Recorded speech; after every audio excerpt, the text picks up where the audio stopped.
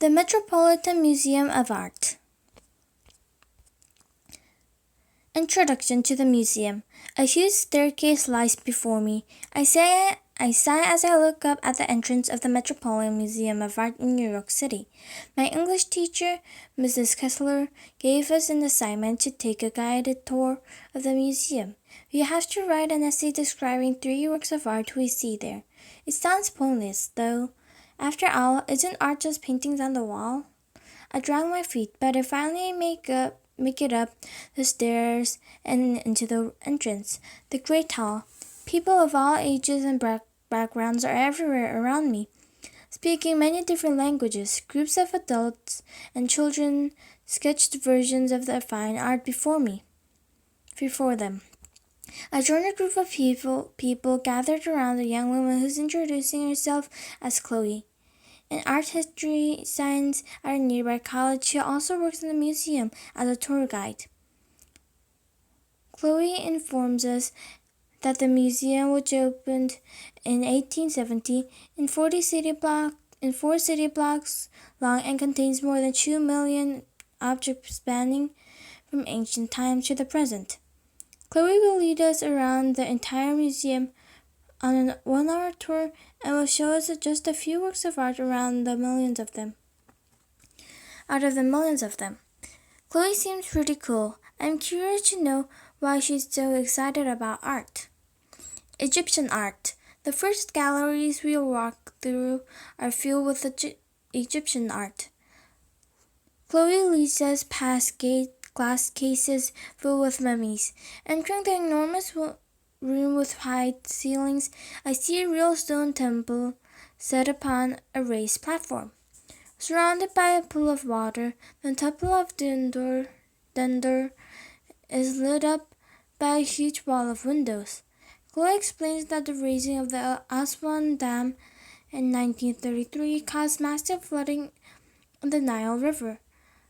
The flooding sank and temple of the for part of each year, threatening to destroy it. In the 1960s, the rebuilding of the Aswan Dam permanently threatened the site. In an effort to preserve its history, the Temple of Dendur was taken apart. Then it was shipped to New York and put back together inside the Metropolitan Museum of Art.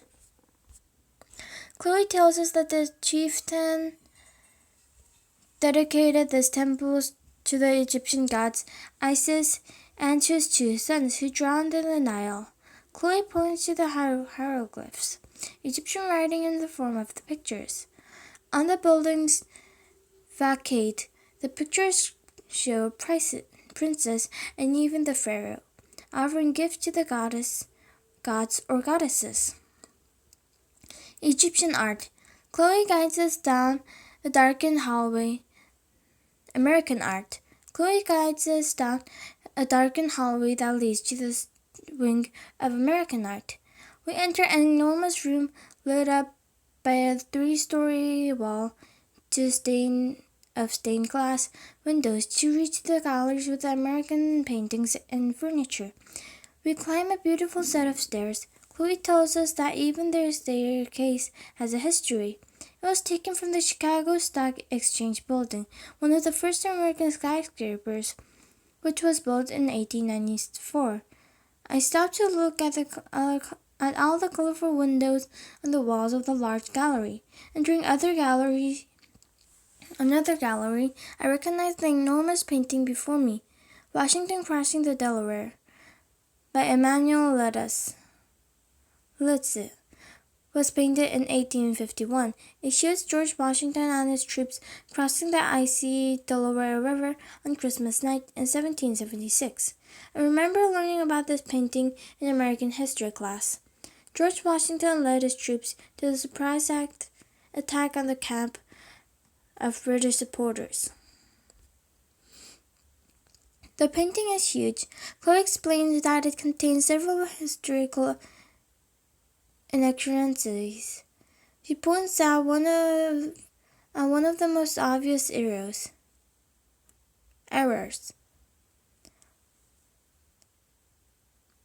Letters included in the American flag, which had not yet been adopted when the battle took place. Also, the Union forts are boats are wrong. If George Washington had stood up in a boat of that size, it most certainly would have capsized. Chloe says that amanuenses made these choices that we'd have a stronger reaction to the painting. Chloe recommends that we view all art with what she calls a critical eye. She says we shouldn't take art as face value. Instead, we should question its content and understand its history. Arms and armor.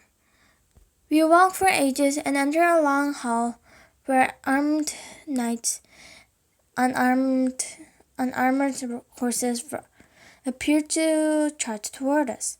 Chloe leads us to a glass case holding a large French dude to the steel armor dating from around 1600. Yellow silk still lines the helmet, and red leather straps look almost new. Chloe explains that the suit was worn in battle. This suit was also matching saddle and chanfron. The piece of armor worn in the horse's head. I can't imagine walking around with this outfit, let alone fighting in it. It looks so heavy, and it is. Altogether, it weighs 77 pounds, 34.9 kilograms. Next, Chloe leads us into a room filled with helmets from Japan worn by the samurai warriors. The helmets are also different from one another in material, size, and shape. I am drawn to one that has a bright red flame with a tiny figurine holding a sword. Chloe explains that it's from the 16th century. The figure at the top represents the Buddhist guardian of wisdom. Knowing the hidden history of these objects gives me a better understanding of their purpose. Greek and Roman art. Next, we walk through galleries filled with paintings and tapestries. The medieval period. We head into the Greek and Roman art galleries. Down the long hallway lined with shiny marble statues. Chloe explains that most of these statues are Roman copies of Greek sculptures, made several hundred years later.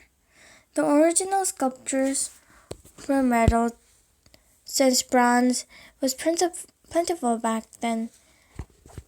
Many of them were melted down to make weapons or coins, so there were today. Chloe also says the marble sculptures wouldn't have been as wide as these statues are today. Ancient marble statues and temples are painted in bright colors, such as reds, blues, and yellows. Leading us into a small room called cubiculum. Chloe explains that the painted wall in the rooms were brought to New York from the Italian village of Bosco Reale.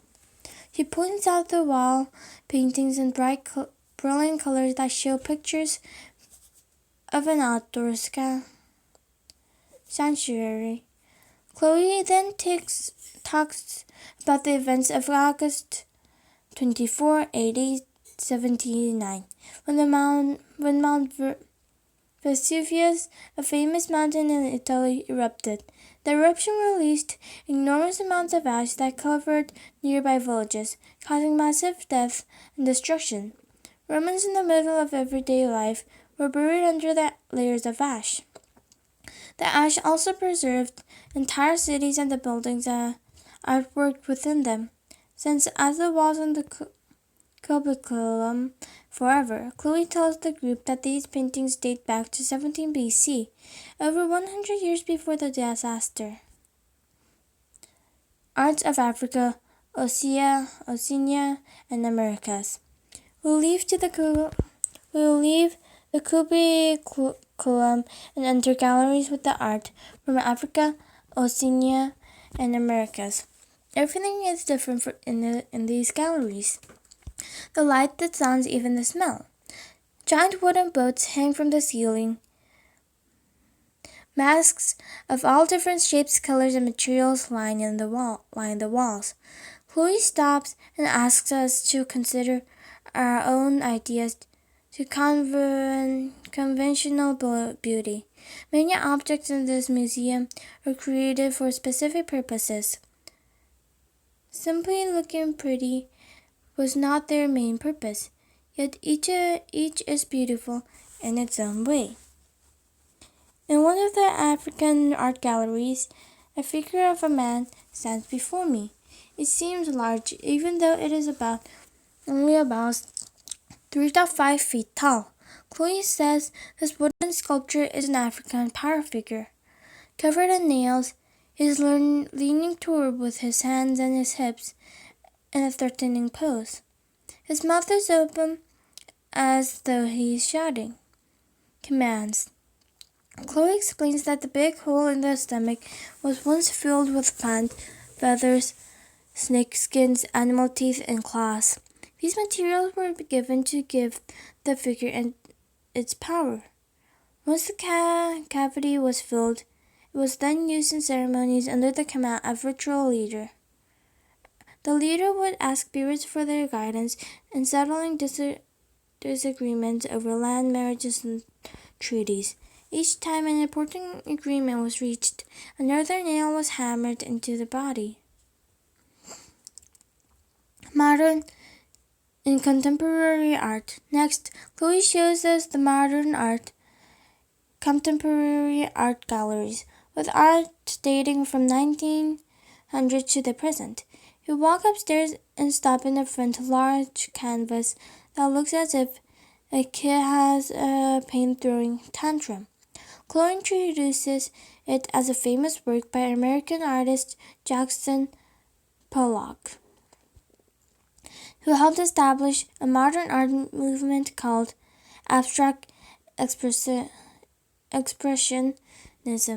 She explains that Pollock and other abstract expressionists rejected the unusual subject matters and artistic methods. Pollock poured, spattered, and threw paint on canvases laid on the ground, now placed on an artist's stand.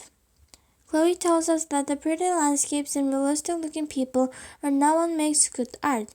She says the seeing where the art comes from was inspired in, and what effect the art has can help us decide what we think about it.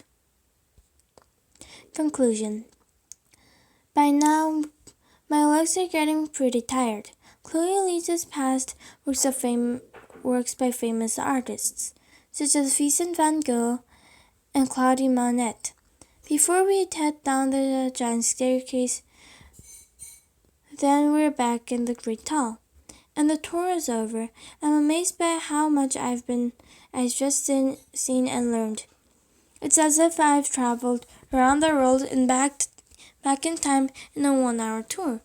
Up until now, I completely misunderstood why art is so important. As I exit the museum, the sights, sounds, and smells of New York City overwhelm my senses. I decide to take a break and sit on the great steps in front of the Met. I want to jot down some ideas for my writing assignment while they're still fresh in my mind. Now comes to the real challenge. How will I choose these pieces of art to write when they're